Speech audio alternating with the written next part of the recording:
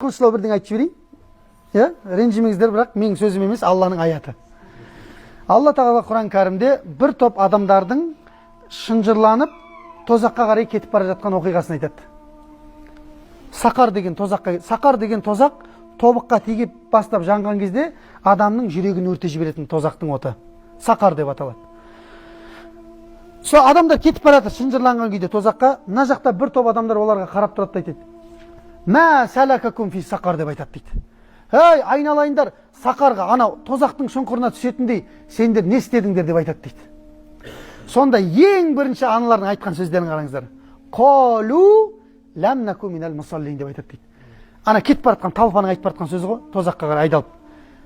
"Ей, айналайындар, сендер намаз оқып жатқан кезде біз намаз оқымайтын едік" деп айтады дейді. "Валам наку нут'имул мискин", біз сендер адамдарды тамақтандырып жатқан кезде міскіндерді, жағдай төмендерді біз тамақтандырмайтын едік деп, сырттарынан күліп тұратын едік дейді. Келемейді, бір сауап істеп жатса да күліп тұратындар бар ғой. "Валам наку нут'имул мискин ва кунна нахуду ма'ал хаидин" дейді. Біз дейді, өмірімізді кайфовать ететіндермен бірге кайфовать етіп өткізе беріппіз дейді да. Вообще ойланбаппыз дейді, ана намаз туралы, басқа туралы. Тек өмір бізге ләззат үшін берілген екен деп ойлап қаппыз дейді.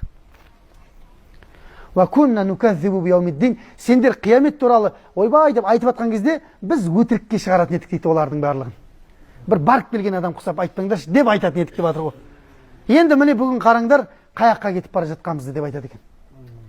Көрдіңіздер ма? Сондықтан өкініштен өзегің өртенбей тұрып намаз деген нәрсеге сақ болуымыз керек екен.